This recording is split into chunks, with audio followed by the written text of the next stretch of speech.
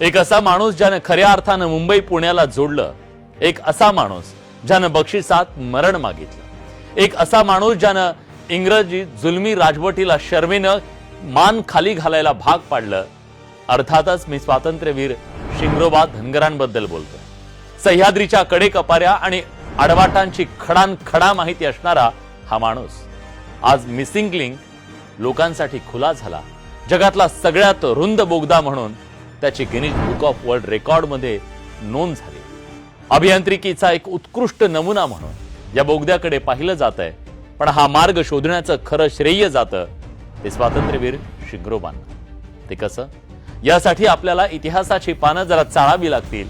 शिंगरोबा कोण होते, त्यांनी मुंबई पुणे मार्गाचा शोध कसा लावला आणि बक्षीस म्हणून इंग्रजांनी त्यांची हत्या का केली, या सगळ्याचा सविस्तर आणि सखोल आढावा आपण या व्हिडिओत घेणार आहोत. मंडळी नमस्कार, मी विलास बडे आणि तुम्ही पाहताय न्यूज 18 मराठी. मंडळी, साल होतं 1850. भारत मातेच्या अंगावर पारतंत्र्याच्या बेड्या होत्या. इंग्रज आपल्या देशाला अक्षरशः उरबाडत होते.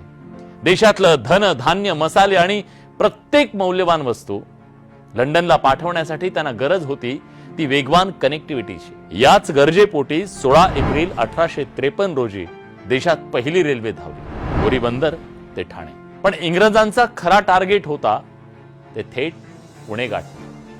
पण मुंबई आणि पुण्याच्या मध्ये भिंतीसारखा उभा होता आसमानाशी स्पर्धा करणारा राकट सह्याद्री. या सह्याद्रीच्या दुर्गम कडेकपारीतून रेल्वेचा मार्ग काढायचा कसा, हे इंग्रजांसमोरचं सगळ्यात मोठं आव्हान आणि कोडं होतं. अनेक समित्या नेमल्या गेल्या, कित्येक गोरे तज्ञ आले, डोकं खाजून परतले, पण सह्याद्रीनं कुणालाही वाट दिली नाही. इंग्रज अधिकारी जंग पछाडत होते, पण डोंगरवाटा काही सापडत नव्हत्या. त्या काळात बोरघाटाच्या कुशीत एक धनगर वस्ती होती आणि तिथं राहायचे शिंगरोबा धनगर. शिंगरोबा म्हणजे सह्याद्रीचा श्वास. मेंढरं चारणाऱ्या या माणसाला सह्याद्रीचा प्रत्येक खडक, प्रत्येक दरी आणि प्रत्येक आडवाट तोंडपाठ होती. इंग्रजांची ही रोजची पळापळ शिंगरोबा लांबून बघत होते. रोज गोरी माणसं येतात, डोंगर मोजतात आणि हताश होऊन परत जातात. हे शिंगरोबांच्या कुतूहलाचा विषय ठरला. शेवटी राहुलं नाही आणि शिंगरोबांनी विचारलं, काय हरवलंय का तुमचं? काय शोधता एवढं? हताश झालेल्या इंग्रजांनी त्यांना आपली अडचण सांगितली. आम्हाला मुंबई पुण्याला जोडणारा रेल्वेचा मार्ग हवाय.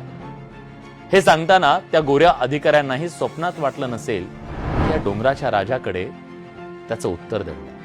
शिंगरोबा हसले आणि म्हणाले, चला माझ्या मागे, मी तुम्हाला मार्ग दाखवतो. काही वेळा शिंगरोबांनी इंग्रजांना तो मार्ग दाखवला, जो आज जगासाठी अभियांत्रिकीचा चमत्कार आहे. एका धनगराच्या अनुभवापुढे 7 समुद्रापारची विद्या थकली हो. शिंगरोबांच्या अफाट अशा बुद्धिमत्तेनं इंग्रज अक्षरशः थक्क झाले. सह्याद्रीचं जे कोडं भल्या भल्या इंजिनियर्सला सुटलं नव्हतं, ते एका सामान्य धनगरानं एका क्षणात सोडवलं. कमालीचे खुश झालेले गोरे अधिकारी शिंगरोबांना म्हणाले, माग काय मागायचं तुला, पैसा, जमीन की जहागिरी? ती वेळ अशी होती की शिंगरोबांनी सोन्याची वीट जरी मागितली असती ना, तरी इंग्रजांनी त्यांच्या पायाशी ठेवली असती. पण शिंगरोबांचा पिंड हा स्वार्थाचा नव्हता, स्वाभिमानाचा होता. आपल्या मातीला ओरबडणारे, आपल्याच भावंडांवर अत्याचार करणारे हे परके इंग्रज शिंगरोबांनाही बोचत होते. शिंगरोबा शांतपणे म्हणाले, साहेब, द्यायचंच असेल तर माझ्या देशाला स्वातंत्र्य द्या. हे शब्द म्हणजे साक्षात ठिणगी होती. एका मेंढपाळानं 7 समुद्रापारच्या सत्तेला जाब विचारणं हे इंग्रजांच्या अहंकाराला लागलेलं शिस होतं. त्यांची तळपायाची आग मस्तकात गेली नसती तरच नवल. ज्या माणसानं त्यांना मार्ग दाखवला, ज्याच्यामुळे त्यांचा रेल्वेचा रस्ता सोपा झाला, त्या शिंगरोबांवर कृतघ्न इंग्रजांनी गोळ्या झाडल्या. सह्याद्रीच्या कुशीत शिंगरोबांचं रक्त सांडलं, पण त्या बलिदानानं हा घाट अमर झाला. शिंगरोबांनी जिथं प्राणाची आहुती दिली, तिथंच आज त्यांचं छोटंसं एक श्रद्धेचं देऊळ उभं आहे. आजही जुन्या मुंबई पुणे महामार्गावरच्या बोरघाटात प्रवासी या वाटाड्या हुतात्म्यापुढे नतमस्तक होऊन त्याचं दर्शन घेतात. आज मुंबई पुणे एक्सप्रेस वेवरचा मिसिंग लिंक लोकांसाठी खुला झाला. त्याला शिंगरोबांचं नाव द्यावं अशी मागणी जोर धरते. सरकार काय निर्णय घेईल ते घेईल, पण शिंग्रोबांमुळे आज मुंबई उर्वरित महाराष्ट्राशी जोडली गेली, हे त्रिकाल बाधित सत्य. एका अनामिक नायकाच्या या बलिदानाबद्दल तुम्हाला काय वाटतं? या मिसिंग लिंकला शिंग्रोबांचं नाव मिळायला हवं का? कमेंट करून तुमचं मत नक्की कळवा. धन्यवाद.